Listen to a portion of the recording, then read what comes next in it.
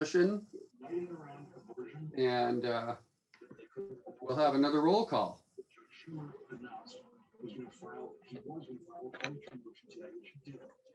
President Matthew Clark. Oh, here. Vice President Eric Sukumel.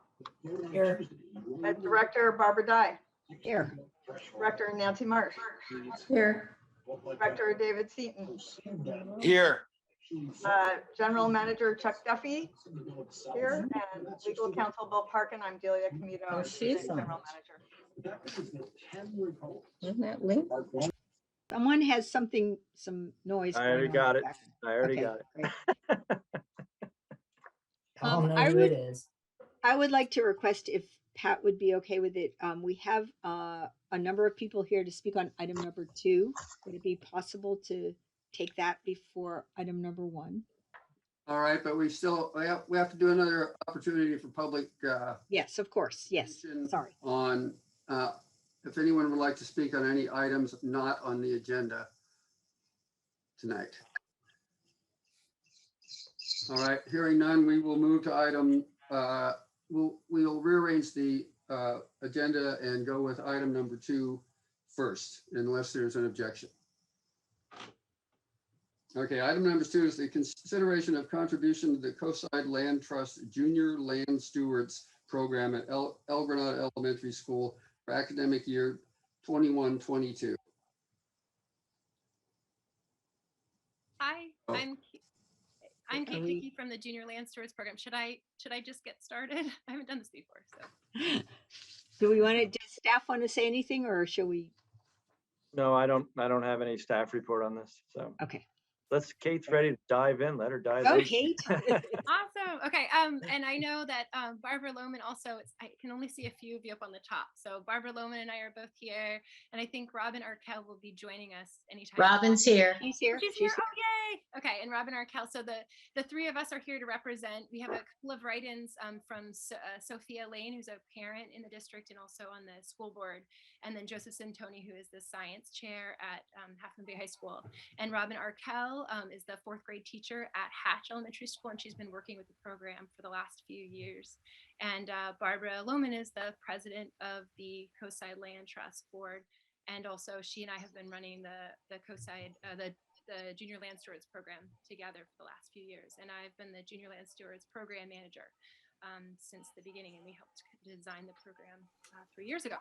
So would it be okay for me to share my screen? I have just we're about Yeah, 5-minute presentation. Okay. Thank you. Absolutely. Yes.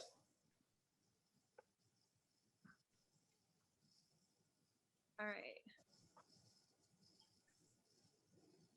Let's see from this angle. Should I? See if I do it from here. Perfect. Okay, now I can play it.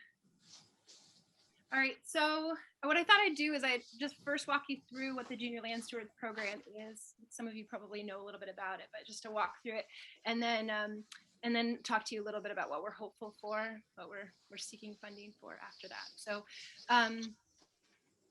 so the Junior Land Stewards is everything okay? Can you see the slides?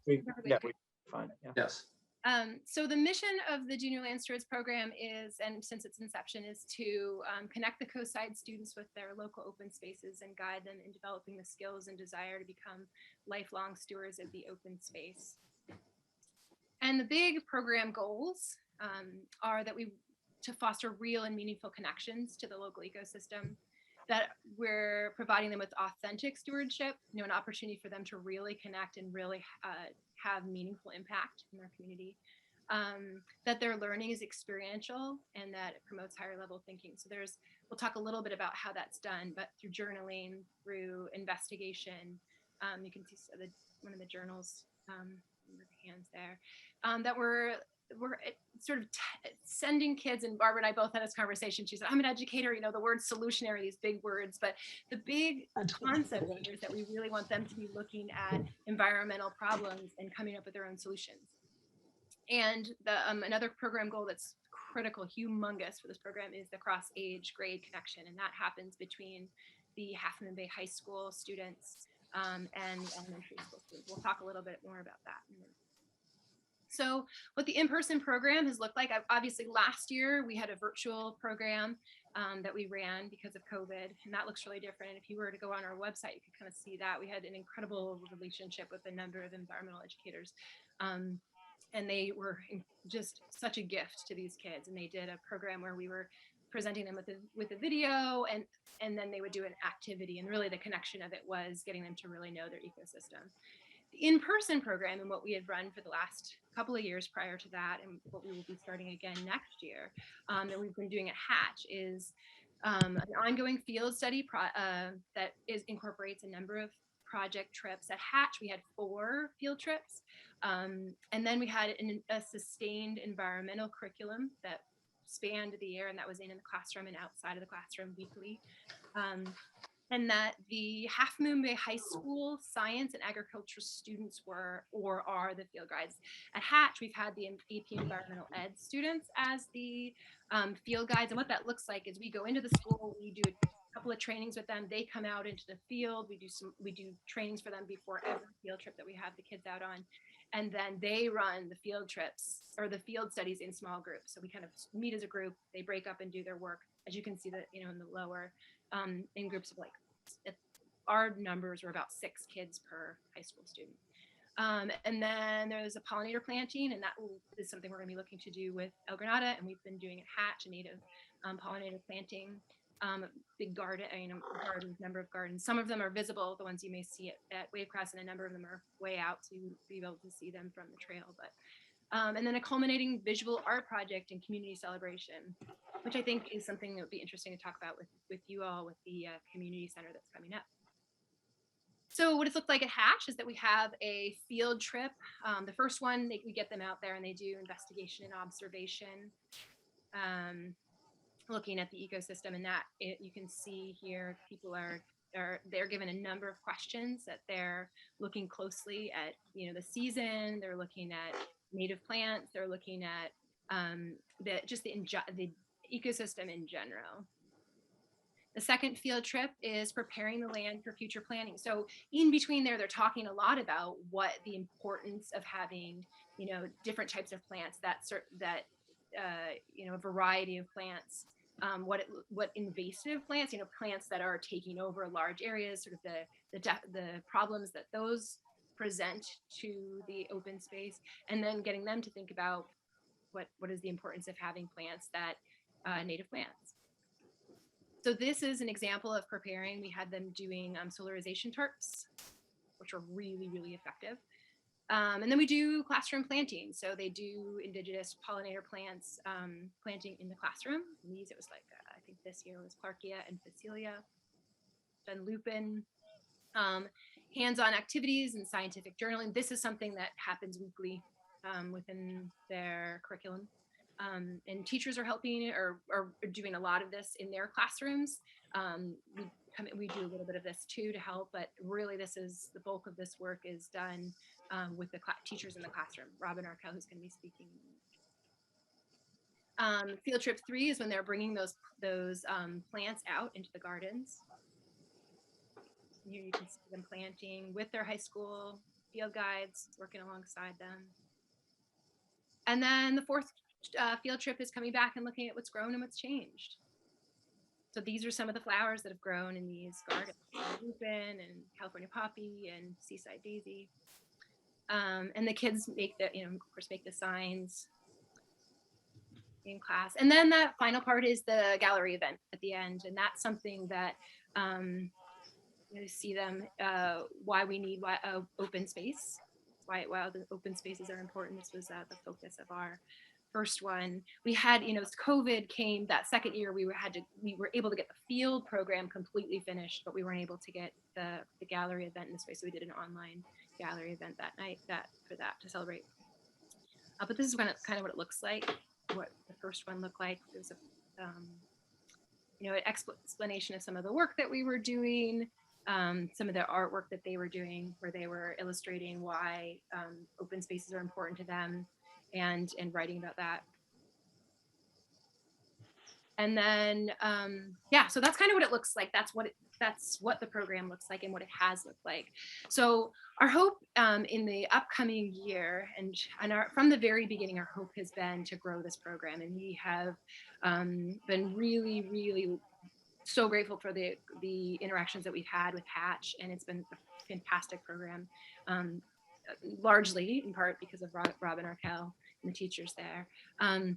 But we have been talking with the administration at El Granada, and they are very, very interested in this being a part, or very, very much wanting this to be a part of the El Granada school and the El Granada community as well. So what we're looking for is that we're looking for the funding for the materials to pay the program staff and for the student garden and community event. So with this, it's the goals are still very much the same with the program. It's the same as it is at Hatch. What we're, sort of the big mission and the big program goals are the same, that the kids are developing these skills and desire to become lifelong stewards of the El Granada open space through their genuine connection to the local the local ecosystem, and that there is authentic stewardship that improves the relationship between the students and the community of El Granada. And in that, I think what we've been looking at is a particular area for the pollinator garden, and that would be kind of right out, very visible. What is wonderful about El Granada is that we're right up by the road and also really close to the community center. So a lot of that can be done. A lot of that will be really visible. A lot of it also will be really connected to the students. When we're doing the observations, we're hoping to get out into Quarry Park and do a lot of exploration. But in terms of the garden, it's going to, our hope is that it will be right there, right, visible from the road, but also visible from their school. So they're going to be able to see it. They're going to be able to interact with it really on a continual basis. Shoot. Okay. Well, so I have a couple more things I want to say, and then we'll pass this on. So the other part, and I guess I'll scoot back because I couldn't remember what I had put on that last slide. So the other part that I think is important about this program too is that people are ready. People are really excited about this program being in El Granada. We've met with both the administration and teachers at El Granada, and we've also met with, we've begun conversations with the agriculture students at the high school. So Joseph Santoni, his environmental education students, AP environmental education students have been the field guides for the Hatch program. For the El Granada program, our hope is that the agricultural students will be a part of that. And they have these, big greenhouses there. So there's a lot of excitement in terms of how that connection would work between the two schools. Barbara, is there anything I'm leaving off here that you would like to add? No, I think you've covered it pretty well, and we'll just, I can add a few things maybe at the end. Okay. So we would love to give, I think the most important person to hear from right now probably would be Robin Arkell, because she's going to share a little bit about her perspective as a teacher. And then just want to give you a couple of write-ins from both Joseph Santoni and Sophia Lane. So I will stop sharing my screen and let Robin. Okay, go ahead, Robin. Hello, thank you. I love this program. I've worked with it for 2 years as a pilot and 1 year when we're actually doing that. Last year, I just wanted to say that my big takeaway from this is that at the end of this program, students really say, this is my environment. I am part of it, and it is part of me. I think students really felt this just before COVID shut down. With the students I was working with last year, came to me and said, we want to start our own, in addition to Junior Land Stewards, our own student-driven tree planting club. We want to start a tree planting club. We want to raise money on our own with the community. We'll bake and we'll do things like all of this, because this is so important. For students to see that was just amazing, was incredible. I also wanted to mention, I also made a few, even last year, even during COVID, students loved it so much. They had to create a poster of invasive plants and of native plants, And then they had to create a Flipgrid video where they talked about it and they took real ownership. And frankly, I would like to share with you some student feedback rather than it being my voice. Armando wrote about an invasive plant poster, ice plant. It's a spiky green plant with colorful flowers. They brought the ice plant from South Africa 100 years ago. The threat is it grows fast and steals room and kills other plants. One thing to note, baboons eat ice plants, but we don't have baboons on the coast side, so it goes out of control. And when you have to read this. The other thing I noticed about it, normally after we finished the Junior Land Stewards program, students had to write an opinion essay, and that was a long-term 2-month project. And again, all of this is happening remotely. And all year I felt bad because during Junior Land Stewards, kids get dirty. They love it. They get in the dirt. They're with these big, gigantic high school students. And to begin with, it's like they're talking to aliens. They're just looking up with their mouths open. And by the second thing, they say, that's my student. And they're there and they mob them. They're hugging them. They're just adoring them. And it's so good for high school students who are, pretty insecure. We all were in high school, to just be unreservedly adored by all these little people and to feel part of it. But when we were doing the opinion essay, even during COVID, over half the students wrote an opinion essay on nature topics. Usually it's why kids should have their own cell phone and let's stop bullying, good things, good stuff. But this year, over half of my class wrote about things that had to do with the environment. We should stop littering. We should recycle items. We should preserve open spaces. I did not suggest any of these. The students came up with them themselves. We should protect animals. We should grow and eat homegrown food and local foods. We should clean up our beaches, and we should grow more food at home. And some of the great ideas also that students wrote about.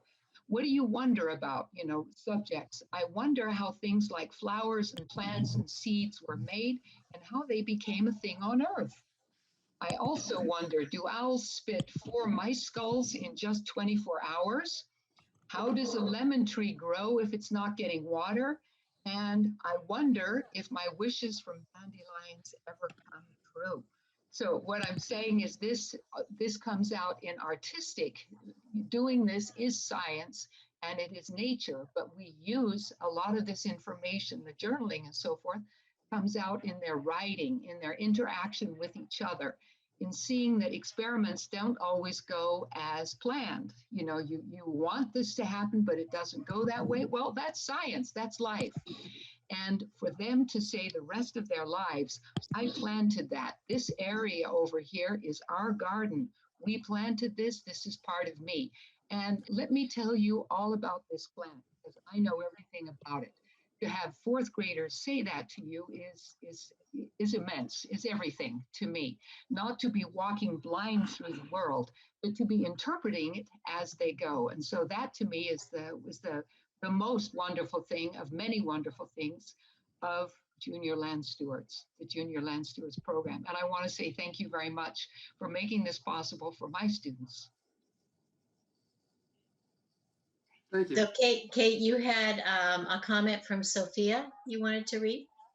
Yeah. So Sophia Lane is the school board representative and also a parent at Hatch. And she said, the Junior Land Stewards program models how creativity and collaboration among community partners helps our youngest co-siders learn and grow while laying a foundation for a sustainable environment. It brings together local elementary and high school students, local public school teachers, and co-side land trust volunteers. This program weaves together environmental science, literacy, and social emotional learning into a one-of-a-kind community connection and interdisciplinary learning experience for all. She wrote that actually a couple of years ago, but Yeah, I think community connection is really important in what she just said there. And I have a comment from Joseph Sintoni, who is the chair of the science department at Half Moon Bay High School, also the AP Environmental biology and marine ecology teacher. And he said, the Coastside Land Trust Junior Land Stewards Program is an exceptional experience for our Coastside youth. My AP Environmental Science students have been involved in mentoring the elementary school junior land stewards while on their field studies. This program does a wonderful job of connecting students to our local ecosystems. This program guides student learning about seasonal changes in our environment as well as long-term impacts humans can have on the landscape. Students have the opportunity to visit and connect with the local landscape, plants, and animals multiple times throughout the year to make observations, complete science lessons, and get involved in stewardship projects such as native plant planting. This collaboration is an excellent learning experience for both the elementary students and the high school mentors. High school students prepare for their work with the junior land stewards through guided field and in-class lessons. After this, they each help lead the field experience for a small group of elementary students. Working with the younger students during these trips is motivational for the high school students. It makes learning about ecology and conservation in class even more meaningful for them because they will get to share their knowledge with others. Participating in the program is truly one of the highlights of the year for these teenagers and something they will remember even after they graduate. The Junior Land Stewards program is an exceptional way for both elementary and high school students to learn about science, the environment, and conservation. They gain an appreciation of our local coastal ecosystems, human impacts on them, and ways to be better stewards of the land. I am incredibly excited about the possibility of expanding this program to more coastside students and hope you will consider supporting this program. And I can say for the Coastside Land Trust, our mission is not education. Our mission is to protect land.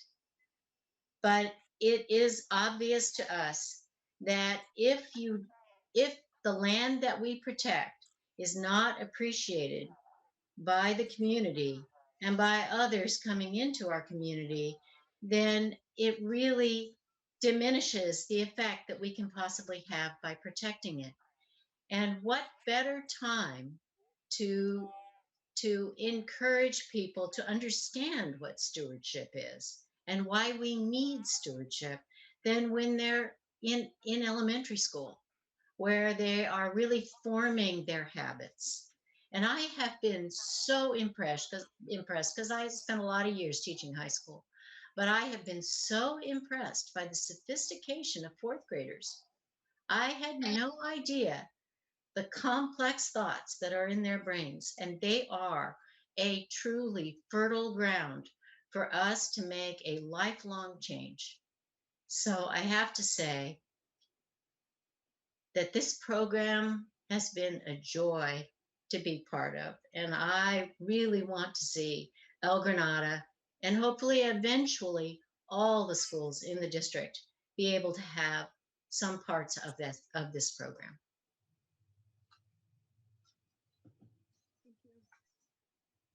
Okay, thank you. If that's your presentation, do we have questions or discussion from the board? Barbara? I just wanted to say that, you know, I volunteer for Coastside Land Trust. I do a lot of conservation property monitoring for them, and I'm on the stewardship committee. I don't have any kind of operational involvement. I'm not on the board or anything like that, but I do believe in protecting open space. And I was able to participate in a couple of these um, junior land stewards program, and it was really inspiring to see these kids out there in the open space. It was so great. I really, really support this program. So Yeah. I'd be happy to make the motion to approve this. One, so I think it's great. I love the idea. I think El Granada School needs more things like this. What are the details of exactly, short term and long term, what you guys are looking for financially? Barbara, do you want to speak to that? Well, Kate, you kind of alluded to what we need. We have materials costs, Mr. Seaton. There definitely are always materials costs, but the materials are never that expensive. What we really need is staff time. That turns out to be the part of the program that is the most expensive because, and I'm sure Robin can attest to this, elementary school teachers have no more extra time. There is not 1 minute in their day that they can devote to the kinds of organizational strategies and curriculum that that this program requires. And so having a staff person like Kate is the heart of this program, but having a staff person like Kate is invaluable and is really why it has been a success at Hatch. And maybe just to add on to that, I think what we configured too for materials costs per school is it's somewhere between $5,000 and $7,000. And then of course there's the gallery event too, which that really can vary, especially given if we have our space where we would be doing that. So that's sort of what that looks like. So they're requesting, David, $10,000 10,000 just one time. for the Yeah. full year Approved. for all the kids in El Granada in 4th grade and the high school kids for 1 year of the program. So multiple field trips. And we're hoping that we will be able to use the agriculture kids as our docents this time. We use the AP Environmental for Hatch, but we have some really devoted students to agriculture that haven't been accessed yet. And I think this is just ideal for them. It's usually the older kids, the juniors and seniors. And as far as times, so is this field trip during school or is this on weekends and after school? During school. Always during school. Okay. Yes, during school time. Gallery event is the only thing that happens afterwards. Yeah. Nancy, Well, and the one other piece is that there's a piece of it that where the kids are encouraged to share information about where they went around their school to their parents. So their parents get a better sense of where they could visit in El Granada and how important the open space is. So it also reaches out to a larger section of the community. The parents turn out to be very important because the district has a 6 student to 1 parent requirement for field trips. So that's one of the things that the classroom teacher has to take on is accessing parents so that for any field trip that we take, there are enough parents there. So we always have, 5 or 6 parents on every field trip. But it's perfect for walking around El Granada Elementary. They can walk in the area in the field behind it, and they can go up to Quarry Park, and eventually they'll be able to walk down to Burnham Park if this program continues. okay, Nancy, jump in there. Okay, I have a question just for information and then a comment. The question is, how is the Hatch program funded? So we had seed funding for a couple of years, and then help me out, Kate, if I'm incorrect. So we had like a planning funding for a couple of years, and then Coastside Land Trust has been funding the program. And am I forgetting another funder? But I don't think so. So the Tomberg Family Philanthropy. So Tomberg, we have family philanthropy that really did do a good amount of that funding. And then Coastside Land Trust helped to supplement that. And that was for the first few years that they and they sort of, the seed funding has always been to start. They were the ones, they came in and said, we will help you to get this program off the ground. And so for the last few years. Okay, that's useful. Thanks. There's sensitivity here that the school district funds some things for Hatch and not for El Granada. So it's not. Oh, Yeah, no. Not at all. No. Okay. This program is in no way funded by the school district. Okay. Except that the teachers help. Right. Yeah, Right. and then the CEF did help. They're that's right. They're stretched so thin that they helped with the purchasing of the journals, and then this year they helped to pay the presenter. Just a bit of money that we were able to give as sort of an honorarium for the presenter. It was small. Yep. Okay. That's all My CEF had. comment is, and I know we have several of the Parks Advisory Committee members here, and they may want to comment when we go to public comments. But during the pandemic, the Parks Advisory Committee was kind of scouting around for any kind of program that would help kids get out of the house and away from their screens. And so when I first heard about this, this seemed to me to match that, to get them outside. It's an outside activity. It's something, the kind of thing that PAC was looking for. They were looking for kind of, is there an educational scavenger hunt, you know, something that supplements their learning, but makes use of our environment. So to me, it fits the definition of recreation. And my kind of downstream thought is that if we get some even peripheral experience with this, and we have local residents who get experience with this through the elementary school, I think when we have Burnham Park, we have the potential to have summer recreation programs that do that learning, or maybe target different audiences, but use the park, use the gardens in the park, create space for gardening in the park, or weeding out non-native plants in the park. So I think there are maybe some downstream ideas that can come of this once the community gets a little more feel for what it is and how engaging it is for the kids. One thing that we haven't had a chance to do that we would really like to do with the ag students is there are 2 very beautiful new greenhouses up at the high school. And rather than trying to raise the native plants in our classrooms, which are not really set up for that, or getting them from state parks, which has been very generous, the state parks nursery, to have those high school students actually raising the plants, even having the elementary kids plant and then have them taken up to the greenhouses. There's just so many possibilities here that could grow this program in a lot of different ways. And I think summer is definitely interesting. Also, I just wanted to add to Nancy, I think what your comments are really, I think that's really important to be thinking about. I mean, I think one wonderful thing about this program is that the mission is really important. I mean, the mission that we're holding to, that getting them to really recognize and appreciate the open spaces and have that genuine connection so that they're getting the skills and want and desire to be lifelong stewards, like that is essential, and that will stay the same. But in terms of what it looks like, I mean, this has morphed a lot in terms of, like how we're connecting with community and Robin Arkell. I mean, some of the conversations of how does this work in the school? Well, I would really like to see this a little more hands-on, or I would like to see, these kinds of things. So the ideas, I mean, I think joining into these kinds of things is a partnership, not just to say, yeah, if you fund us, we'll try to do part of it is we're creating this thing, right? And we really want this to be something that is sustainable, that lasts for a really long time. And we want this to be something that the community loves. And we want this to be something that serves the school. So it has a lot of pieces to it, a lot of players that I think if we're all going into it going, yeah, this is something we know exactly what we want this to be, a robust program that serves kids and serves the community. I think these are the kinds of conversations we need to be having, right? How do we develop this over time?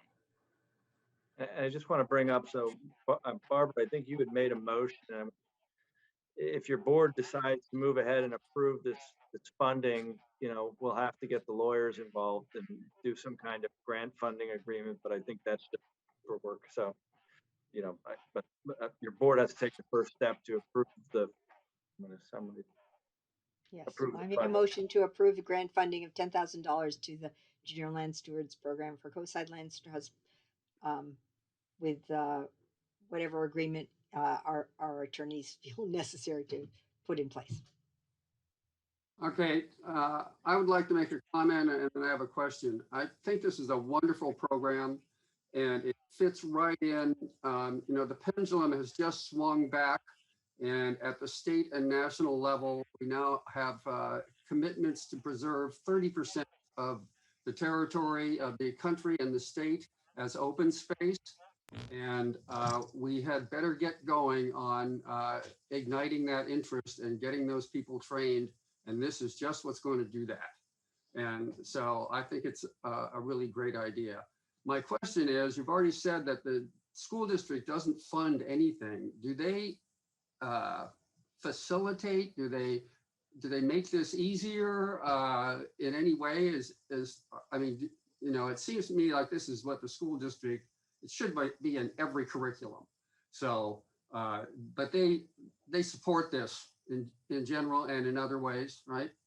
Oh, definitely. They definitely supported. The principals have been extremely supportive. The teachers have been extremely supportive. I mean, they do have to put some effort into it. The teachers do quite a bit of effort, in fact. And they also have to dedicate class time. And class time is precious stuff that we never have enough of. So teachers have been very good at giving us class time and facilitating the program. So, as you, I know, all know, our school district is not highly funded. Money is always tight. And so we haven't had financial help from the school district. And I don't anticipate that we ever will have financial help from the school district. CEF is, of course, not the school district. It's, it's the community. All right, thank you. I don't see anyone else's hand up on the screen. So I'm going to assume that there are no public comments. Bill, do you have anything to add to this at this point, or can we just go ahead? Sorry, did you ask me, Matthew? Yes. Do you have anything to I add thought here? you did. You kind of blinked out on my screen a bit. I have nothing to add, but as Chuck pointed out, I would draft a grant agreement. And then if the board passes the resolution or passes the motion. I'll just say that our concern here is that this is a community services district. Will constitute a gift of public funds. And so it has to fit into our mandate as a community services district and our authority and our responsibility, but Bill's going to make that happen. Yeah, and let me clarify, it will not constitute a gift of public funds. Bill. Right. Is It won't our constitute purview. a gift of public funds because it's for a public purpose that is within the scope of what you do in terms of parks. And so but we would have the grant agreement memorialize all that. Thank you for correcting me. I must have misread your email. It talked about gift of public funds. No, we were making sure it was not. So, okay, great. We confirm that. Yeah. All right, we have a motion. Do we have a second? Second. Okay, is there any more discussion? Let's call the question, please. All right, Director Clark. Aye. Director Dye. Yes. Director Marsh. Aye. Director Seaton. Aye. And Director Sukamel. Aye. All right, motion by Director Dye, second by Director Marsh. Motion passes 5-0. And we'll look forward to a report about how it's going in 6 months or so. We will be more than happy to report back, and we would like to thank you very much for the young people of El Granada to be able to share this experience with all of us. Thank you. Yeah, thank you. In fact, thank you for asking. Yeah. All right, now we'll go backwards to item number 1, which is report on parks and recreation activities. Eric, you're waving your hand. I was waving goodbye to our. Oh, our land trust okay. funds. I have to go put children to bed. So thank Okay, you. good night. Good night. Thank you. Good night. Thank you. And Patrick, thank you for waiting.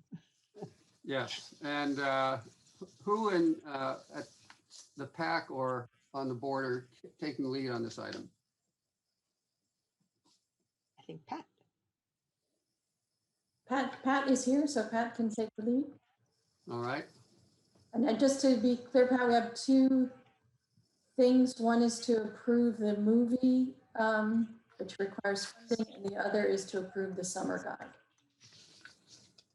I have some drafts of the summer guide that I will get to in a minute.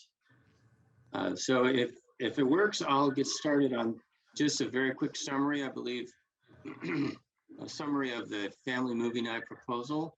I believe that you have all seen the full proposal from the PAC.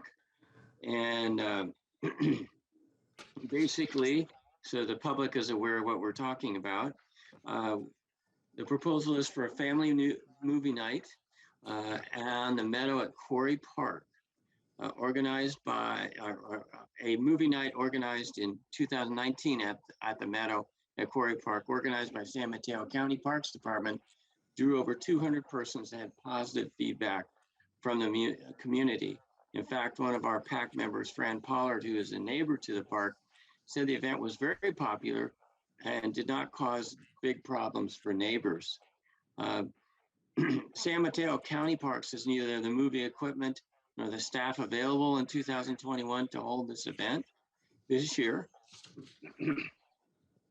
but they have offered to assist us. As an example, Matt Del Caro, the supervising ranger at Quarry Park, said that he would provide 2 rangers for security that at the event, would waive their permit fees, and would also help in other ways in terms of operating the event. So we're getting a lot of support from San Mateo County for this particular idea. The PAC members have given their blessing. They're willing to volunteer, many of them. And so it appears that we have a tested site for a movie night that has been quite popular in the community in the past. So Julie Mell, who's director of Beach Break Productions on the coast side, approached the district to organize a family movie night this summer and fall.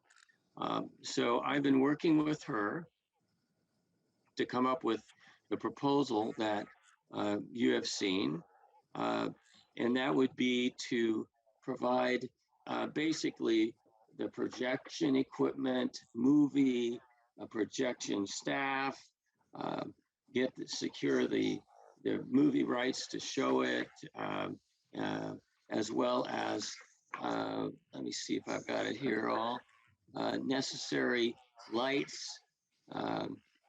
They would provide vests for volunteers, and they would have the projector for up to 5 hours. On July 24th was the date we were talking about, and did not conflict with her schedule, their company's schedule, and seemed not to, PAC members seemed to say it did not conflict with any community events. So the proposal is to offer a family movie night on July 24th, 2021 at the Meadow in Quarry Park. This would be a partnership between the county parks, the district, and the PAC. And everyone would have some role to play to make this happen. So on that particular night, and we have 2 other dates that could possibly work, August 14th and September 11th. So if the board is interested in having 3 nights, this could be set up as well, but we're just talking here, July 24th. So attendees would bring their own blankets or low chairs, waters and snacks. We would use the existing restrooms at Quarry Park. The movie would be projected in the meadow with sound going away from the community. There would be no general parking in the Quarry lot. I've worked this out with Matt Del Caro. Instead, it would be a drop-off zone, disabled parking, and emergency access. We would be very concerned about respecting park neighbors in anything that we say in our communications. And we think we could promote it to where we could have that many, 200, approximately 200 residents of the community join in the event. If that happened, if we had 200 people, and the proposal from Beach Break Productions is in writing here for $2,350, then the cost per person for the district would be about $11, $12. And I think it would be a really excellent opportunity for the district to expand their community awareness of their mission, and to provide a fun recreational activity for families in the community. So I would urge you to support it and approve it as soon as possible. Thank you. I'd love to add actually that the Beach Break Productions first proposal was almost twice as much. I think it was close to $4,500. But because Pat contacted and connected with SMC Parks, and got the Rangers will do security and help with parking. The bathroom will be opened by them, so we don't need porta potties. There were a variety of things with putting us together with SMC Parks that Pat worked out that enabled the provider to bring the cost down almost by half. Something that is a much more reasonable, I think, per person cost. But it almost feels like a breakout of let's get back to, getting out in the community and people doing things together, and it's outdoors a little later in the summer. And so it just seems like a fun thing that we should have GCSD banners scattered all over. Yeah, one of the things we were thinking of is that it's partnerships. So promotional materials should have the district listed logo and listed, should have San Mateo County Parks wants to have their logo on it, and Beach Break Productions should be mentioned as well. So I think since everybody's giving something in this for this proposal, that's a nice way to thank them. Do we have any other board comments or questions? And so this is going to be Quarry Park. There's going to be camp out where you go on like a blanket. There's going to be like, what's the more details on that part of it? Pretty simple. It's like a lot of movies in the park types of events where there's only a blanket. People would be encouraged to come earlier, maybe have a family meal together, stick around, and then watch the movie. So it would be blanket, low chairs, but no fires of any sort, no barbecues, and we would be really trying to reduce the impacts to the neighborhood. And then is there a registration process and a capacity cutoff point where we have to cut that off, or how does that work? That's a good question. We are proposing to request registration, pre-registration via the Eventbrite site that the district has. And that would give us a better idea of how many people are expecting to come. And then we have not set a capacity limit yet, but we might, in theory, have to. But right now, that's not what we're considering, not what I'm proposing. Barbara. I'd just like to say thank you to Pat and to all the people who've worked hard in putting all these options together. Right now, we don't have staff to work on this, and I know they've taken this on their own. And I just, for one, want to say how much I appreciate it, and I think it's great. I'm in favor of this just by reiterating Pat's closing comments on his first little talk, that it will be a fun community event, and it also will help remind people that GCSD is here and we're struggling a bit, but we are going to provide community events and things that people will appreciate. And I would just add, you might consider, if you're going to do a motion here, whether you want to just do July 24th or whether you want to do August 14th and September 11th. Julie has written to say she would reduce the cost to $2,200 for each event after that. Well, motion and discuss it. We'll discuss that aspect. I do have a question. Is there any chance that the county can supply electricity? No, they said they can't. Oh, okay. Any other questions or from the public? I see a close neighbor of the park. All right, hearing none. Do we have a motion? Or So moved. I would move to approve the first one. Well, let me make the motion this way. I would move to approve the event and the subsequent events contingent on the first event attracting, at least 100 people. And if it ends up being much smaller than that, then I think we need to come back for a further discussion on subsequent events. Second. good. Okay, Yeah, and at what, can you give me a not to exceed cost? Not to exceed $7,500 or the something? travel, I'll wiggle a little bit like $2,700 for the event. Well, the first one's 27 and the second two are 22. The second two, I think they'd still need the generator, so they would be 2,350 is the estimate, so I would say 2,500. So what they say the price is if we do all three, the price would be, That's why I went first one is 7,500. It's 2,500. The next two would be with the generator, 20. 22. But Nancy's motion doesn't approve the second two unless the first one goes. Right, meets so. certain- Like an option to renew each time. So so if I can clarify the motion is to approve all three subject to the first event drawing more than 100 people and a not to exceed amount for all three events of 7,500. If it's just the first event, 2,500. Right. Is that good, Nancy? Yeah. That sounds good. Thank you. okay. Any other questions or discussion? Let's vote. Director Clark, Aye. Director Sukamel, Aye.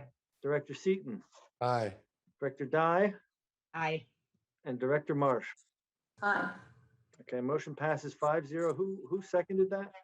Barbara did.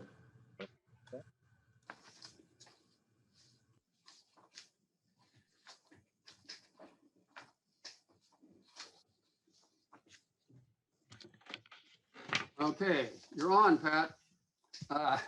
And you're also on here again for the recreation guide. First, thank you. I think this will be a great family event, the movie night.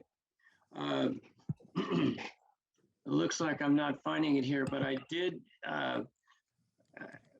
work with Marty Sutter, who you recall is the person who's done a lot of graphic design work for the district, putting together past newsletters. And I asked her to put together an idea for a family guide. I should back up. The PAC and I have been working on identifying events, and the family movie night is one of those that could be offered this summer and fall, which would be possible given the constraints of having no district recreation staff and having everybody very busy. And we had folks step up to volunteer to offer events such as Barbara and Nancy. With that, we came up with an idea for events that could be offered this summer. Now they include a CPR class, which is taught by a local physician. They include a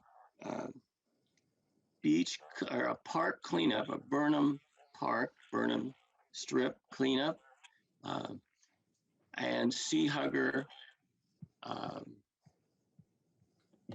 support event, which I think we'll hear from Michelle at some point that she's expanded that event to include music, but right now the guide was just pretty straightforward that way.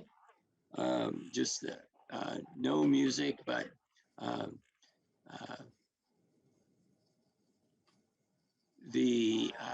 cleanup and support. The other thing that's happening is that we have a nature walk in Quarry Park July 10th.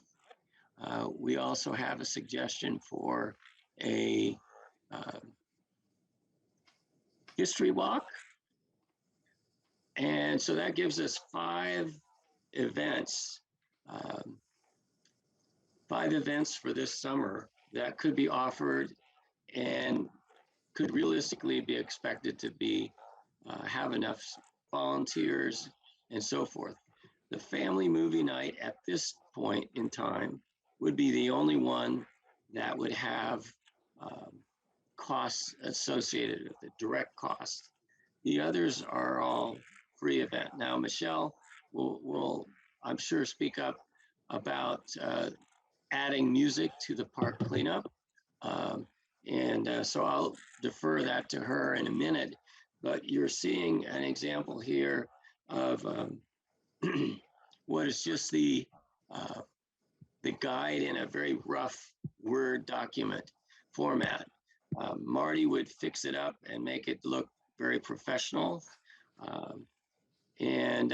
This is based, called the Connection to Recreation Summer 2021 Activity Guide. It's based on what we did in 2019. 2020, of course, was canceled because of COVID. So we're starting to build this brand of connection to recreation that the district is providing. And this would be continuation of that brand building and community programming, recreation programming. I'm going to stop there and ask if you have any questions. I just want to point out, I had suggested to somebody or mentioned to your board, I can't remember. I thought you all might want to waive the fee for the CPR class. We might have done this last time as well. We're trying to encourage people to, learn CPR to save lives. So for the We did actually, we waived it the last time, and Michelle's experience was when we waived the fee completely, she had a lot of no-shows. Oh, okay. Her suggestion was that we charge something to give people okay to show up, but it costs $85 and we're charging $25. All right, that makes sense. But yeah, you did suggest that and we did try it. Okay. We've been talking, Michelle has been doing a lot of work, as you know, at the last board meeting, she talked about the potential for music and a real community event following cleanup. She has done quite a lot of work on that and costing it out. There's still a couple more questions, I think, to bottom out about insurance. And there was one other thing besides insurance, but we promised to bring it for the next meeting so that we could approve for the August and September events. Right, Michelle?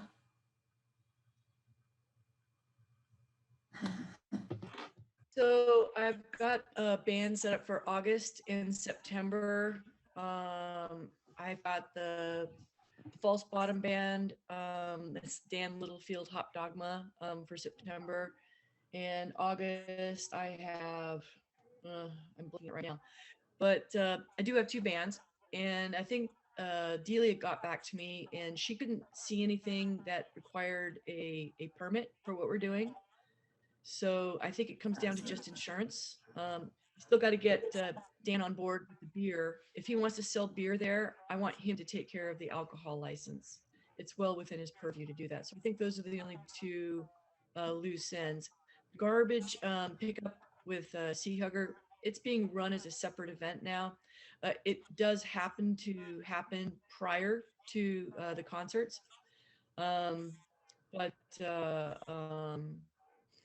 Just working with them separately to get them going. So they had their first garbage pickup on Saturday, and it was a tornado down there. It was horribly windy. I stayed there for like 30 minutes to just hold the tent down so they could get some sandbags before they took out a car. I said that wouldn't look good. So, but as I left, there were a couple of people that were coming up and they were doing some garbage pickup, but I don't think it was the best turnout that we could have. And I think the concerts will sort of encourage that a little bit. even though there's different missions. I think to Pat's point, he was concerned about having the concerts down on the jetty ramp itself. And it was a really good point. I think if we put the concerts at the wet weather station, right on top of that, the grass, I think it'll be fine. People can park if they want, at the jetty. But we will certainly encourage them to bring blankets and chairs. And so hopefully, I mean, El Granada is pretty high up. So if you're coming down from El Granada Highlands, you're not going to walk. Wet weather storage sometimes does have some escaping fumes. The pump station does. Also, the wet weather storage. Well, they're all connected, so Yeah. it depends on where. Sam is working hard to get rid of them, but it is true that sometimes there are. So that's just a little bit of a concern. What do you mean? It smells sometimes there. Oh, it's true. They are working on that. But I think the wet weather is far enough away that you really have to be right on top of that. Okay. I thought you were talking about moving it on top of it. No. Okay, good. No. To where the wet weather, where all the replanting is being done right now. Flat, and we can point the band towards the ocean. With the jetty ramp, we almost have to point towards the audience, towards the residents, which, you're gonna have somebody that complains. I think the other way, where we're at, it's actually a really good upgrade, the wet weather station place. Yeah, she's talking about doing it where the new tanks have been put in, which is all flat and we'll have grass. But I think the point Michelle is making is we won't have had any wet weather between now and then. So if there's nothing in the tanks, is there anything to smell? Oh, are you telling me that the wet weather tanks are going to smell? No, sometimes they do. Because they're connected. They're all connected to the pump station. Chuck, you're our expert. I've already expounded on that. Yes, indeed, they are connected, and it does go to atmosphere sometimes out there. So I just don't want people coming away going, we went to this concert, but it smelled terrible. And it doesn't, I mean, it doesn't really happen all that much, but you can get that little way. And I have to say, Sam is actually bringing in consultants and working on trying to master that. But that's true. I'd hate to spend a lot of money on a concert and have everybody come and go. Okay, so just think about that, Michelle. Just think about that. Well, no. I mean, mechanically, what I'm interested in is what is the timing of the off gassing? I mean, is there a way that we can? There's no timing. There's ways to stop it. We could put a giant P trap in at this point in time, but I don't think we have to decide that now. We'll probably work with Sam to figure that out. Michelle, we'll have to figure it out the fact that we're not going to have any wet weather before this happens means that the area that's just been hydro-seeded out there where the new tanks are is going to look pretty much like it does now. I don't think there's any plans to actually water to get those seeds to come up. I don't think it would hurt them to have stuff on top of them, right? It's just going to beat them into the ground, which wouldn't be terrible. Somebody was out there watering after it was first seeded. Somebody was out there watering.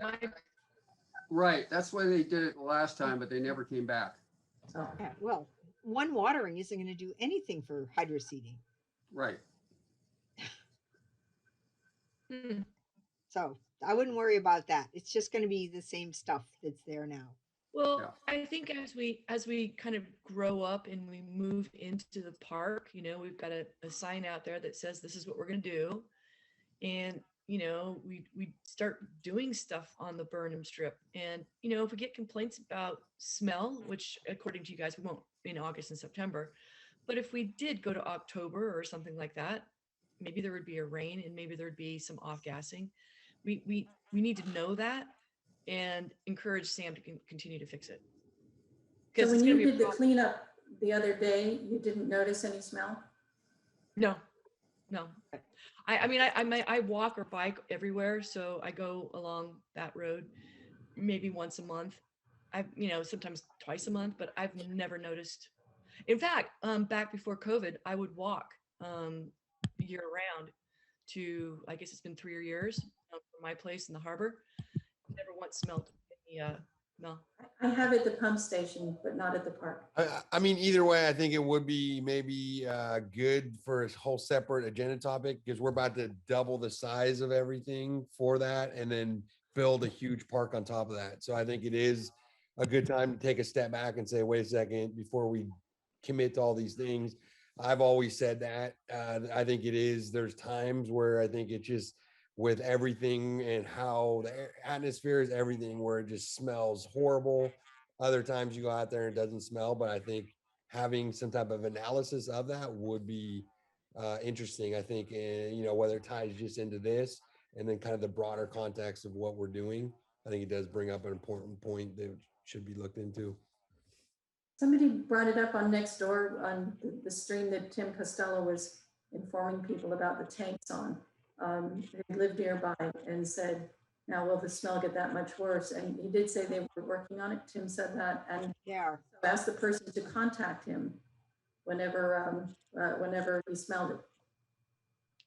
No, they are actively researching what they can do to make it to eliminate the occasional odor problems. It's not a constant thing, but occasionally it's true, and they really are actively bringing in consultants and looking at changes they can make for that. So, Chuck, on the wet weather storage area part of it, is there any reason that has to have vents that can go into the air? I mean, you know, the pump station's one thing, but Well, can't they seal? You put manhole covers on that will seal out. I mean, will seal and baffles. Yeah, and I've actually talked to them about that because if the park or when the park does come to fruition, we'll probably have some type of rubber mats on top of them, which will be twofold: one to protect, and the other to seal in odors. We've done that at our treatment plants. We just take a big rubber mat. It's kind of low tech, but it actually works. It keeps the gases in. And I was only half joking about putting a giant P trap in there. I mean, the gas is running there because you're trying to keep it open. So they don't want to valve it because someone will forget to open the valve one day. So what if we put a tarp? What if we put a tarp? Let's let Sam deal with it. I don't want to engineer it for Sam. Not here. So. Why doesn't the initial engineering include the rubber mat over the vent? And why is there a vent if you're going to put a rubber mat over it? There's not a vent, just a manhole, and air escapes through it because it's not perfectly sealed because there's pick holes. Oh, gotcha. Yeah, so it's not a vent. It's not venting. It's effectively venting sometimes, but yeah. The others could go somewhere. Thank you. More to come on the music. But any other questions about the music? Thank you, Michelle. So does your board have to approve the PAC recreation guide? Yes. Okay. And that's what I do have to show you. I'll screen share, see if I can get it to come up here. There it is. Can you see that now? Yes. Yeah. Okay, great. So again, this is, I guess I popped up first, the postcard, a proposed postcard that keeps it real simple, that could be used as a promotion for the summer recreation guide. Again, the thinking was in terms of promotion, it could be next door. This postcard could be sent to district residents on our email list or all residents, all residents. And we would use social media to really get the word out about this. But I'm just showing you the very simplest thing that could be used, which is a postcard mailer. And all it does is list the activities and give them the place to go where they could find out more details. So low tech, but might be very effective. And again, this is a mock-up of the postcard. I also wanted to share with you, and it'll take a second to pull this up. Let's see, hang on a minute. I have to pull that up right now. This is, in a moment here, you'll see the activity guide. There it is. I think you can see it. This again is a draft. And the reason why I asked Marty to do this now, instead of waiting, it should say 2021, of course, is that time is critical. The hybrid class is June 30th and September 28th. So if we are going, that's the earliest event program, whatever, that we're talking about. But then the nature walk is July 10th. Sea cleanup, obviously not June 12th. It'll be like July 10th, based on what we decide here tonight. Walk through history is August 12th. That's all that Marty has done so far, but it gives you a sense of what could be offered. I also want to point out that this guide has a Spanish as well as English component. So this is all a Spanish language, which duplicates what's up here. And after the English version of the classes, there is a Spanish version of the classes. So this would potentially be on the website. So we're not constrained by amount of paper size and anything like that. This would all be online on the website and could be easily updated. So Michelle's program, which she's talking about in July and August, could be easily updated on the website, and we could send an email blast out to people to let them know that we do have some music at the event as well. So this is the format of the guide. It's based exactly on the format of the Connection to Recreation in 2019. The exceptions are going to be, it will eventually be 2021 activity guide, and we changed some colors around so that there would be no confusion between years. The wording in the top paragraph is almost exactly what it was in 2019 as well. The policies and so forth we're proposing would be the same wording as in 2019.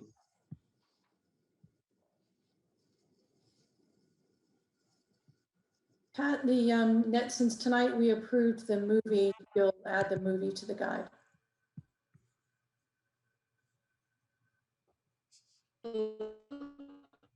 The draft I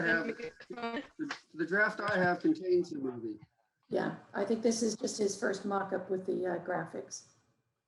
And, the proposed movie, and if we did this all together tonight, when I talked to Julie, and she was hoping to be here tonight, and I don't think she said at a Zoom meeting already, but she is showing Pee-wee's Big Adventure in Pacifica. And she says it's been a perennial favorite, but has never been shown on the coast side. So this is an example of a family-friendly movie that the kids really love. So if you wanted to this evening, if you were going to support the guide and the programs that were listed in the guide, you could make it much easier if you also approve the movie as well. Well, we already did approve the movie. We did that before you showed us the guide, so that can go in. Okay. And if like, I'll make a motion to approve the Connection to Recreation guide and the production and mailing of the postcard, which is Half Moon Bay Parks also did. They didn't produce a whole booklet this year. They just sent a postcard and said, here's our website. So less paper, less waste. People could come to the office and pick up a guide if they wanted to. Yeah, and I think you get out and you can make more of them, so you get to more locations to leave those postcards at multiple places and stuff. And the postcard Pat also mocked up, as he said, was had both languages as well, which is helpful. And actually, great idea, Pat. That's a real upgrade from last time. Oh no, I'm sorry. It has a little bit in Spanish. It says to see it in Spanish, go to the. It just has one line in Spanish, but tells people to go to the website. Right. One other technical aspect of this proposal is we'd be using the district's Eventbrite format, and we're using Eventbrite again to have all the registration online. We would try to encourage people to do it as much online as possible instead of coming to the district office. So I have set those up using the words in the draft guide. So all I need to do is just click it on or change the date when sales are can start. I've been coordinating with Delia on this frequently. She has seen the proposal and the guide, and I've offered to train her assistant on how to use Eventbrite specifically for these programs so that it could be implemented almost immediately. And we will add, I did send Pat a note to add a QR code to the postcard. Michelle, I would never not use a QR code on a postcard. We'll add it. Marty adds that on. Right. But the QR code, particularly for the postcard, and I got to say, you know, I've been bugging people about QR codes. So Happy Bay Parks and Recs, they did their concert thing, QR code, QR code, QR code, QR code. So, you know, they use it all over Europe and other parts of the world. And I don't know why America's so behind on it, but it saves you paper and it leads everything to a web page, which you update all the time. So that means the print material is less relevant because people will go to the web page. So I'm glad you guys are getting that down. We'll get there. Oh, by the way, just so you know, I'm on Montera Water and Sewer District meeting right now, and they're talking about a moratorium. That is how serious this drought is. So I haven't heard a word about drought from you guys, but CCWD, got to read Greg DeGez's stuff. It's intense, and I'd love to see it agendized so that, you know, GCSD is actually talking about it as well. We're not a water district. I know, but the people in your district use CCWD water, so you have a conflict, or maybe invite, you know, Mary to come down and do a lecture on water use. I'll send you some links. It's I know Greg does amazing stuff. I second Okay. Nancy's motion. All right, good. Thank you. Do we have any other discussion on topic? Actually, one more thing I wanted to say, which is the nature walk I hear is already full. I would be happy to find some other people who would be willing to help lead a nature walk, so we could do multiple ones. And we would go a couple days before and figure out the cool stuff to talk about and train somebody to do it. So if anyone who's listening is interested in learning more about leading a nature walk, I'd be happy to get a couple more people to do it. That sounds like fun. Yeah. Okay. And if I can add very quickly, we need volunteers for family movie night. Help out your community and just spend an hour or two of your time. Okay.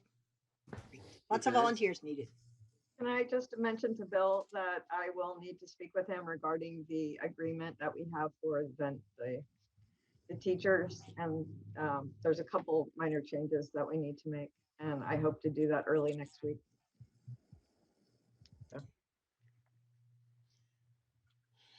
Okay, I think we discussed this. Let's vote. We have a motion on the floor or on the screen. Okay, a motion by Nancy, second by Barbara. Director Clark? Aye. Director Seaton? Aye. Director Dye? Aye. Director Sukamel? Aye. And Director Marsh? Aye. All right, motion passes 5-0. And Pat, can you make sure before you send this stuff out that you circulate it to me and Delia for proofing and kind of that kind of stuff? Absolutely. Nothing's going out to anybody until Delia's seen a final version. we'll add Pee-wee's Adventure to the movie to make it more specific. I wasn't clear if you, if I should put in the dates in August and September or just wait on that. I would wait on that since we have a contingency on that. Okay. But we'll really promote them all over if we add those dates. Okay. Okay, a couple comments. Thank you for doing the replicating the entire recreation guide in Spanish. That's a great gesture, and we should do more of it. And I also want to give great credit and kudos to Michelle Dragony for bringing up good ideas and doggedly pushing them. Yes. Yeah, good Yay, for Michelle. you. Thanks, Michelle. Yay, Michelle. Okay, I think we're ready for item 3, I hope. Yes, and item 3 is the second reading of our ordinance, and I'm going to read the official title of the ordinance. It's ordinance number 174, and ordinance amending district ordinance code relating to sewer connection charges. So your board heard the first reading of this at our May meeting, and by government code, we have to do a second reading, and then it becomes codified in 30 days after we publish it in the newspaper. So would someone like to make a motion to waive the reading of the ordinance and adopt the ordinance? So moved. Okay. We have a second? I'll second. Okay, good. This will go away fast. So let's vote. Okay, Director Clark. Aye. Director Dye. Aye. Director Sukamel. Aye. Director Marsh. Aye. And Director Seaton. Aye. All right, motion on Director Dye, second by Director Sukamel. Motion passes 5-0. All right, item 4 is consideration of fiscal year 2021 district budget. Chuck. Okay. Share my screen here. Did I close it?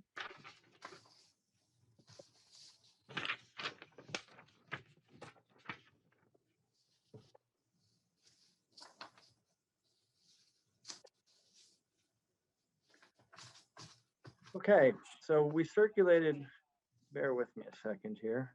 I don't know what I have open. Okay.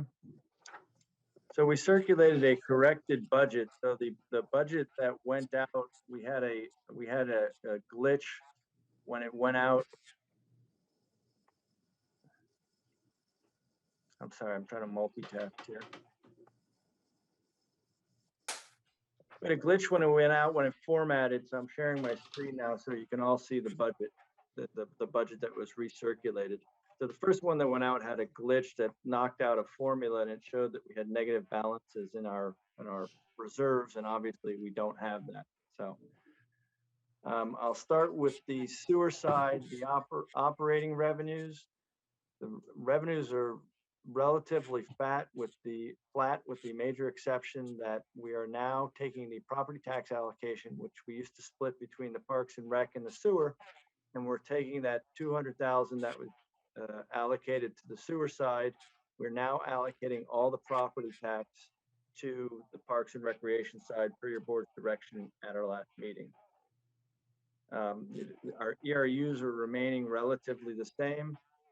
If I move on down to the SAM operating expenses, the SAM general budget treatment expenses are going down somewhat. The general budget administration is going down for SAM. Environmental compliance is staying relatively flat. The infrastructure budget's going from $433,000 to $508,000. And collections from a true operations standpoint is remaining the same. They did include in the budget the purchase of a smaller flusher truck to clean the sewer mains. And I think that's a good addition. It's a smaller truck to get through the hills and whatnot of El Granada and Montera, certainly.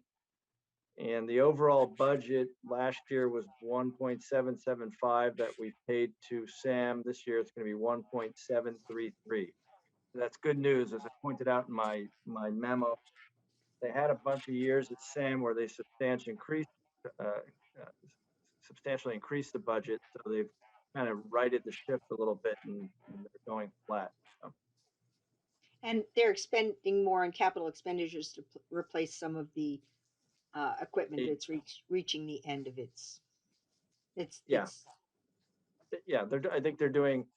They've always spent a fair amount on that, but they're targeting it more, and they put together a 5-year CIP that we're trying to adhere to as best we can. The GC administration's side, again, that stays relatively the same as the previous year. The one change is now we've got Nora there as the district administrator, and so she's full-time position now. So that's adding about $42,000 a year for that. But other than that, our costs are relatively the same. Obviously, we've got this pretty much dialed in because we've been doing the same thing for so many years. There's not a lot of surprises or changes. Probably, I didn't do the calculation this year, but probably something like 70% of our budget goes to SAM. So they're the major driver of costs and all this. We don't have a big change in our thing. And their major driver would be their infrastructure. Now moving down to the sewer non-operating revenues, interest rates have dropped drastically. I think our late now down to 0.35% return on investment, so basically nothing. Connection fees is always a little bit of a guess on how much will connect. I look at the past 3 or 4 years and just make some kind of estimate on that. The repayment from the assessment district. So this will be the final year the assessment district will be repaying us our money. So we had fronted roughly 1.8 million to the assessment district when it first started, and they've been paying us back over time. The bond payments on the assessment district will be ending come 2022. So their reimbursement to us will end as well. And we'll get back some of the money we funded for the reserve. We'll get back all of the money, actually. Moving down to our and anyone interject if you need to here. It's a pretty straightforward budget, so there's not a lot of moving parts. Moving down to the sewer capital projects, we've got just generic sewer mainline repairs. If anything breaks and we need a spot repair, that's what that line item's for. We've obviously started our 6-year sewer mainline replacement program. We did the first 2 years. We bid that out 2 or 3 months ago. They're into that process now. We just cut them a check for $180,000. And the remaining budget on that is $290,000. They should finish that up probably within the next month, I'm guessing. We have started the Meteor Creek Crossing sewer realignment. As we discussed at the last meeting, your board approved that bid. So they'll be starting that project. I think it came in at, I can't remember, 396 or 408, something around $400,000. So that's good news because that's the pipeline that goes over the bridge over Meteor Creek, and that project has been slowed down by acquiring the easements and whatnot over that state parks land. So the good news is that's moving forward. They're also replacing that county bridge. So hopefully our timing will be such that we'll get our project into place before the county starts messing with the bridge, and we won't have to relocate our existing sewer main. We can just finish our project and start sending the sewage down to the Naples Beach pump station. So for our sewer capital reserve fund, we should start the year at $4.4 million in reserves. Between our capital projects and a operating loss from the operating budget, a little bit, it's offset by transfer from non-operating revenues. We will end the year at $3.7 million in reserves. Okay. Moving down to Parks and Rec's budget. We've, as I said before, we've taken all the property tax revenue and put it to parks. So our new budget for property tax revenue is $850,000. I've got $30,000 in miscellaneous projects. That's some of this movie nights and the land steward proposal we just approved. RCD will be paying them some consulting fees. Professional services is comprised of our fee for the Burnham Park design. So Kakuki and Kankel is $150,000 of that. We've also got to hire a civil engineering firm and do some permitting. So that's what brings that number up to $300,000. And then per our agreement with the city of Half Moon Bay, where we have to pay them approximately 18% of our parks and recreation expenditures, that's predicted to be $65,000. Going to the bottom line, if you will, we start the year with $1.2 million in reserves. We'll add 426,000 to that from our operating income, and we should end the year with $1.7 million in reserves.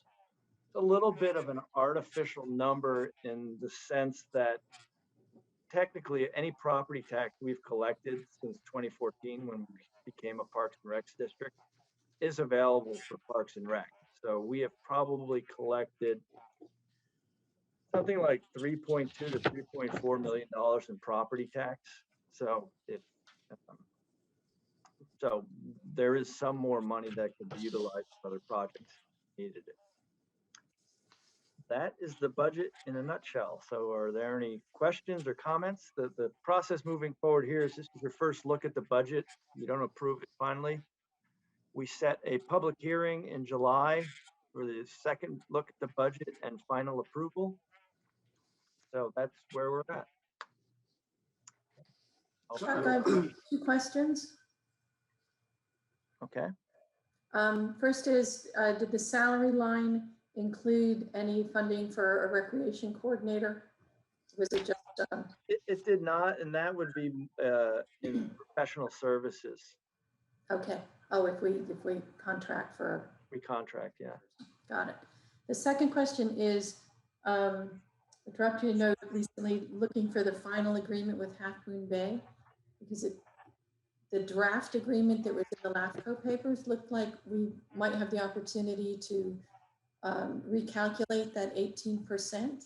And since there's been more turnover, or appears to be more turnover, more building in El Granada versus Frenchman's Creek, I wonder if the relative property tax share has changed over the course of the 6 or 7 years.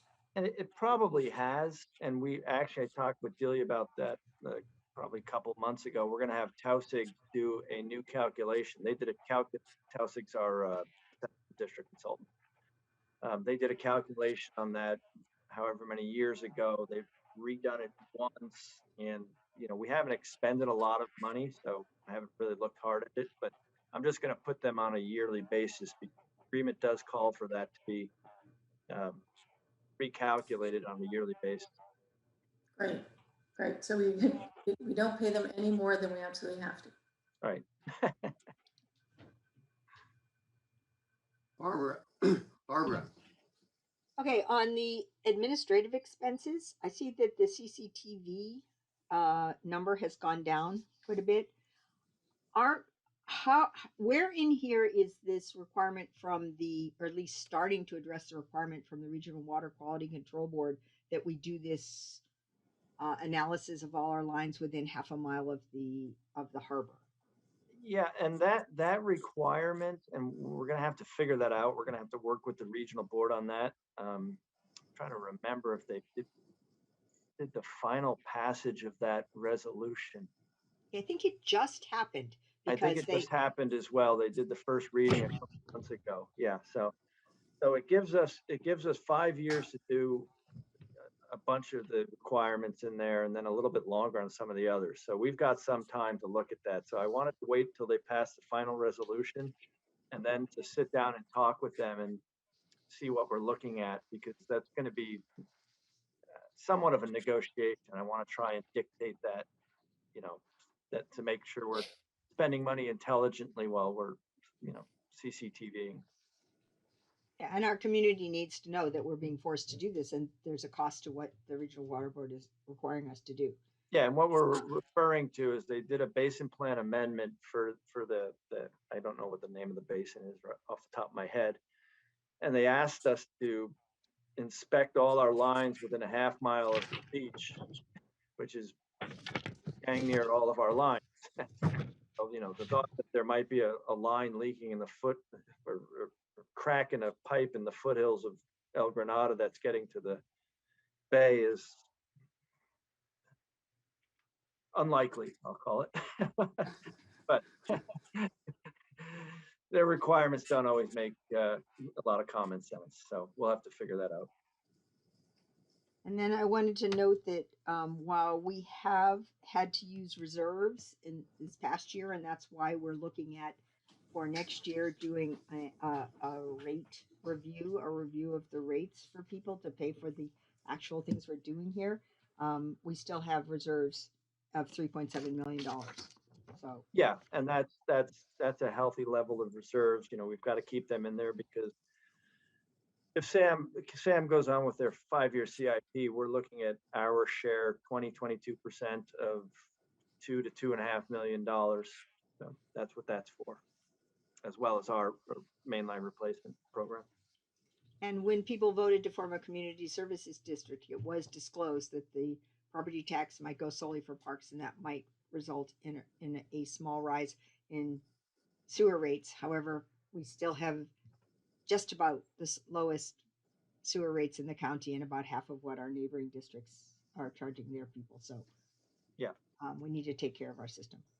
I think that's, I guess my only other question was, it feels like, that we've had a lot of professional services on parks and so forth, and it seems like maybe they haven't totally billed us. Yeah, we haven't had it. Yeah, it's funny. I was looking at that. I haven't seen a lot of bills, and sometimes their bill, if it's attached to a project, I attach it to the project. It's not just general services. So, because we're trying to track project costs.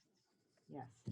Well, we've got some K&K and so forth is doing a lot of really good work for us, and their RCD has done a lot of good work for us. So yeah, absolutely. I think it's good that we have the funding to support them. That's my questions. Excellent job on the budget. It seems pretty straightforward. Thank you. Chuck, the at 3.2, 3.4 million that you mentioned is also available. Where does that show? Well, it doesn't show because your board had in past years directed, roughly 600,000 to park, 200,000 to the sewer side. But technically, that is what a city would call general fund money, which means it could be spent either on sewer or parks. And I'm actually, I've been threatening to do this for the past couple of years. I'm going to have to talk to an accounting professional to maybe change how we account for that. We may have to go to fund balance accounting with a different type of accounting that we necessarily do here. But I'll talk to somebody. I'm not an expert in that. Is it sitting now though in the sewer reserves? I just wanted, oh, go ahead, Nancy. I assumed it was sitting in the sewer reserves. Is that not where? Yeah, it's been put there because again, that was board direction at each time our budget came in front of us. But I believe technically it is again general fund money, and we can reallocate it as we need. So I'll have to talk to a professional about that. So you don't need any action on this tonight. No. So like I said, this is just your first look, field questions, and see, and then July is the final public hearing and approval. We are fortunate that we have these revenues. Yes. And indeed. Yes. And this budget format. Thank you, Chuck. This it's understandable. Would it be that Sam could give us something like this to look at? I won't win any awards from the financial community, but your board can read it, and that's kind of what matters. Yes. All right. We don't have any other questions, right? Or comments? So, Sam.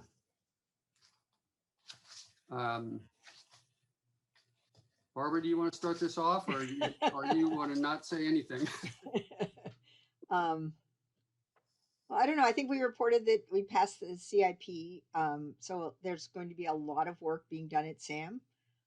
Sam is restarting their tours on, I think, the third Wednesday of the month. So if people would like to go see the sewer facility, they are now open to the public to do tours again. They are about to start the process of buying the replacement truck for the one that was past really incapable of doing its job. You want to They are mention the working hard. They are still having problems at the plant with filaments. I don't really understand all of this, but It's filamentous bugs. So yeah. they coagulate and rise, and you don't want that treatment. Yeah. Yeah, so they still have the consultants in there.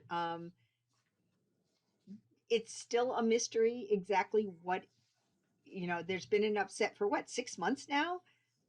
Yeah, 6 months now at the plant where the treatment processes have not really been working as well. They've been trying everything that they can pretty much think of to try to solve the problem.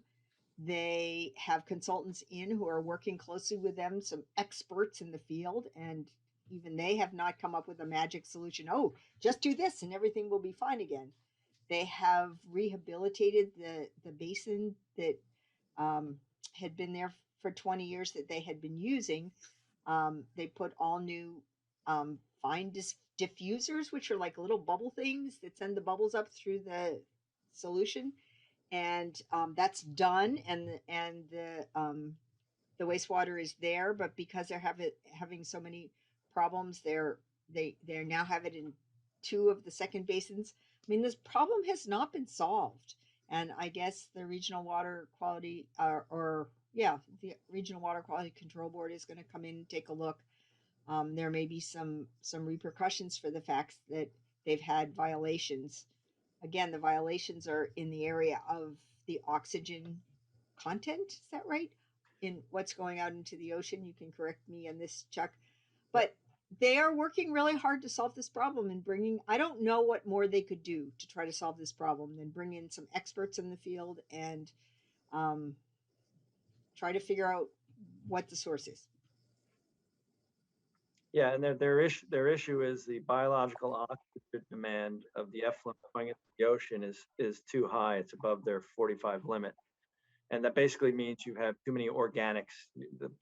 One of the basics of a treatment plant is you're trying to turn all the organics into inorganic mess, and that's what that measures. Yeah, so they're working on it. So I guess I don't know. Yeah.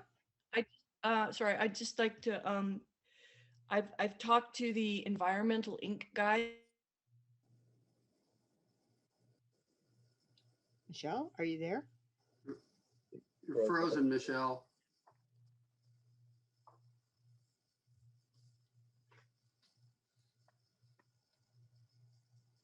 There is the seafood, the Princess Seafood place that's on so there's BOD that's happening right in front of the OPL and at the end of West Point. So there's something going on between those two places. And in between those two places, you have fish processing. And I hear, and I bicycle by and walk by that place. If you look at their dumpsters and the stuff's coming out of their dumpsters, we need to investigate Michelle, we this. can't hear you. And then there's the Romeo. Oh, I'm sorry. Yeah, I can't hear you either. It's breaking up. Okay. Yeah, All right. I know Sam is looking at this stuff and trying whatever they can to try to deal with it at the plant and also to investigate. So hopefully we'll get a resolution. I'll drop my ideas into the chat. That'd be great. I mean, not that I have any idea, but they are working on it. They are, yeah. That just doesn't seem to make any sense that after all these years, there's this indefinable change in the input into the plant. Well, again, the only thing that's changed is we have less actual water because of water conservation measures. So, no good deed goes unpunished. I look at their BOD numbers, they're not crazy high. So, and it doesn't look like they exceeded their BOD last month anyway. There was one violation, but it was for total suspended solids. Yeah. And they've had some this week. Yeah. So, Yeah. But they're working on it. yeah, they really are. They've got, everything they can do. And it's not like they're putting actual pollutants into the ocean. It's like too Well, much that's what I mean. organic. These exceedances, if you're breaking your BOD by 10, the ocean doesn't know it. We're not putting raw sewage into the water. Yeah, I think it's important for people to know that it's a little too much, or more than the organic material that they're allowed to have, but it's Right. not like actually bad stuff. Yeah. Is that fair to say? Yeah. Yes, and it's going into the giant flushing ocean. So it'd be different if it was a stream or lagoon. It's true. It's Chuck, much. I agree. Chuck, does the demand part of that term mean that when it goes into the ocean, it eats up oxygen there and has an effect on the ecosystem? Yeah, but in the ocean, that's why I say the flushing action is so minimal. The spills that are bad are the ones that go into rivers, or down here we had one go into a lagoon. So you spill raw sewage in there, your BOD is 300, and it sucks all the oxygen out of there because it's interacting, and you kill fish. Yeah. The ocean's a mile and a half out, and it's giant and it's flushing. So. My only comment was going to be kind of where Michelle was kind of going, I think, in terms of, I think what our role could be in terms of, I feel like they're looking at it kind of from the macro level and chasing all these different things. I think the micro level is, if you go out there, do those points she's talking about, it becomes pretty obvious that there's basically, one or two or three really high level of, fish processing, Romeos, things like that, where you could just drive around for a couple minutes and regroup and say, okay, I think with 95% certainty, we could, I think, and that's where maybe we could play a bigger role. I know there's different people in the community that have been involved with different, participating and sharing data. And so what could be our role to kind of play that micro level and say, hey, what can we do to help coordinate more of the businesses to participate, or anything else that so that I think instead of you kind of get into the grassroots of it. Well, yeah, and I don't want to. And I don't want to try and solve a sewer issue here in this forum, because it's not the place. I will say this: yeah, there's high BOD coming from some of those places, but I did a lot of analysis on this 3 or 4 weeks back. Remember, the BOD has to be coupled with flows. And if you've got high BOD with 2,000 gallons of flow, it's not enough to change the plant, number one. And number two, their research on the Kelly Avenue line in Half Moon Bay shows high levels of BOD. So it's not focused in Princeton necessarily. And the Kelly Avenue line in Half Moon Bay is much more flow by volume than Princeton does. So it's not a point source issue necessarily here. It's other places as well. And are you seeing that as well, that this is an issue across the board, all agencies, as more businesses are putting more of these? I always hate to make predictions on that, David, because it's tough to figure out why sometimes. But there is less water in there, and so that increases the solids percentage of it. I haven't looked at our plants to benchmark to it, because we've had our flows are down here, down 25%, but there's a lot of moving parts. Pointing to when they first pointed to the brewery, they don't, I had Delia pull the water use record. They're using 100 gallons a day. They can't put enough into the system to really affect it. I ran calculations that if all of Princeton was at 3,000 BOD, 100,000 gallons a day at 3,000 BOD, it doesn't move the needle a lot at SAM.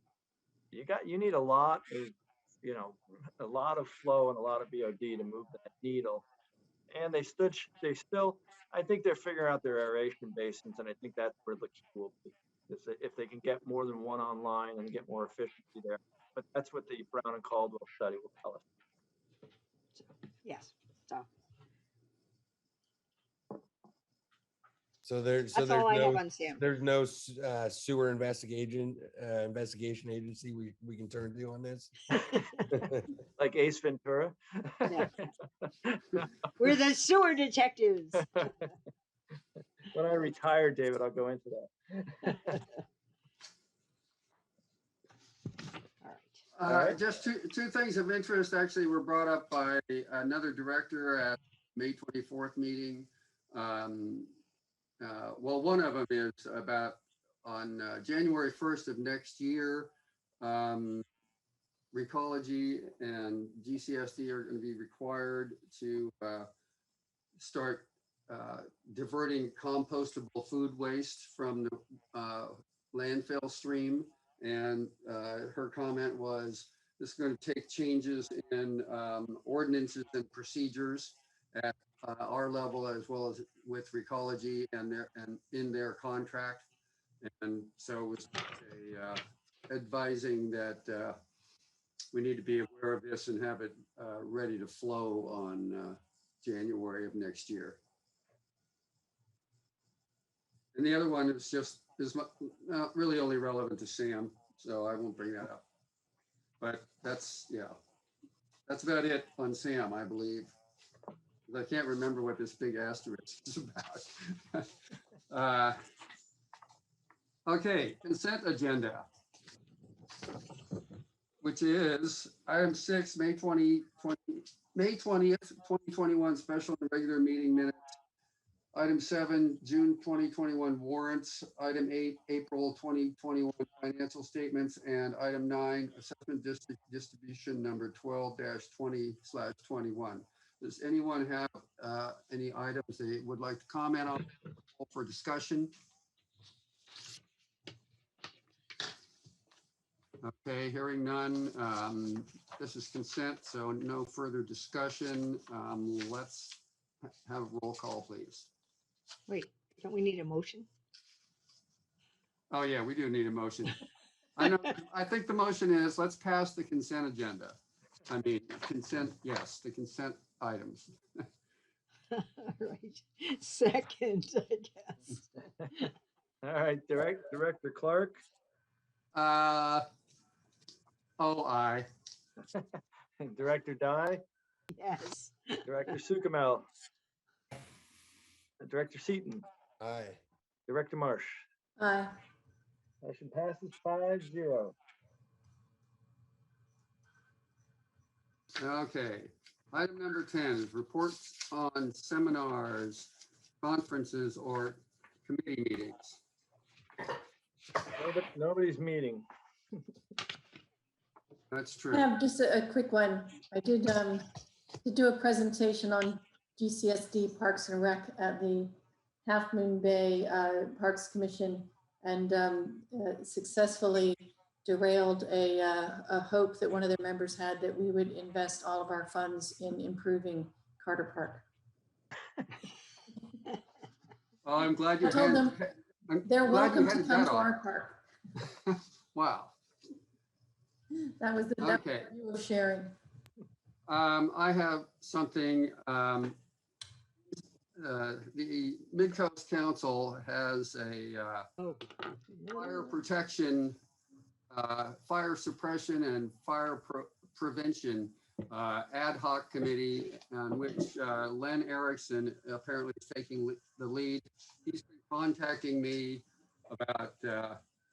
I think we have quashed the idea that when the county clears some of the medians in the south side of El Granada, that we are going to be responsible for revegetation. But I won't be surprised if that does come back up. The county has allocated $500,000 of unspent Measure K funds.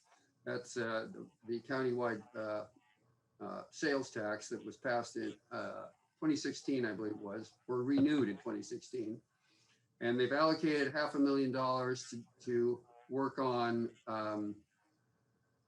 clearing some of the medians and traffic circles that directly connect to Quarry Park, because they will, if a fire were to happen at either end of that strip, Cabrillo Avenue basically is what it is.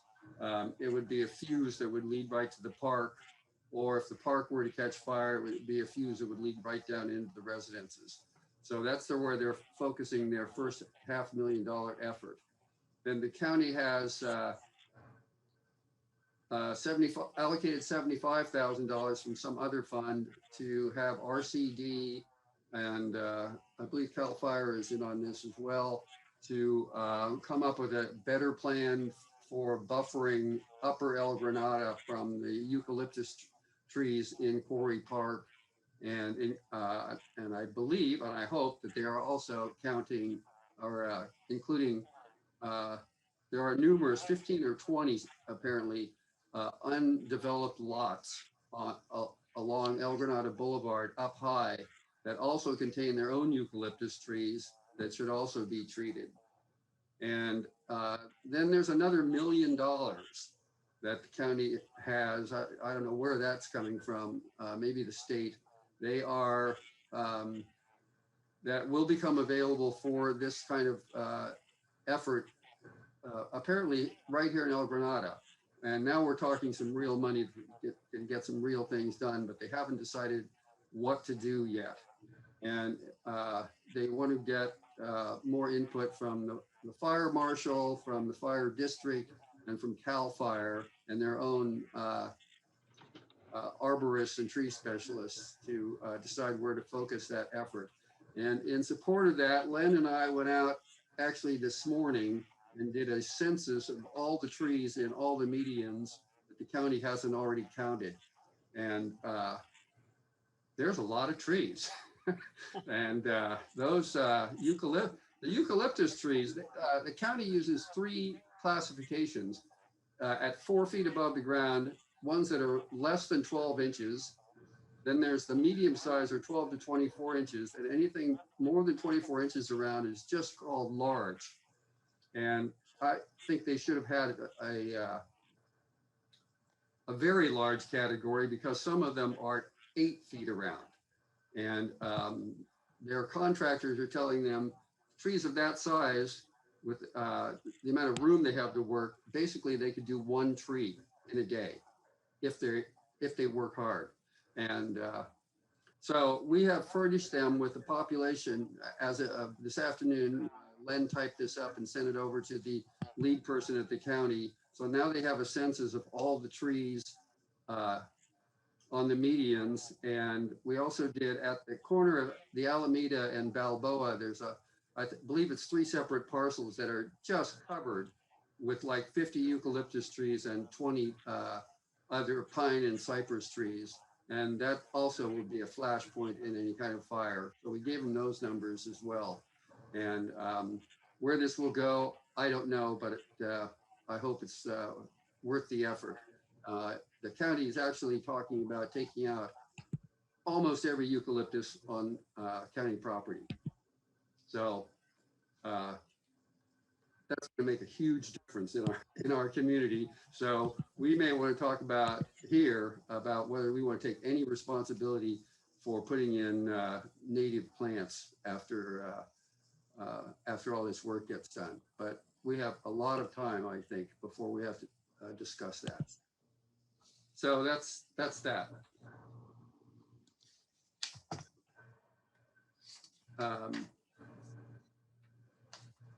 Here we go. Item 11, attorney's report. No report. Item 12, general manager's report. Nothing further. Item 13, administrative staff reports. Nothing Julianne? to report. Okay. Item 14, engineers report. I tried to get John Rayner to zoom in from Hawaii, but then I decided we'd all be too jealous. So he's there for a month and a half. Matthew, I just forwarded you an email. The project for Meteor Creek, the Meteor Creek Crossing project, is starting on June 28th. June 28th, okay.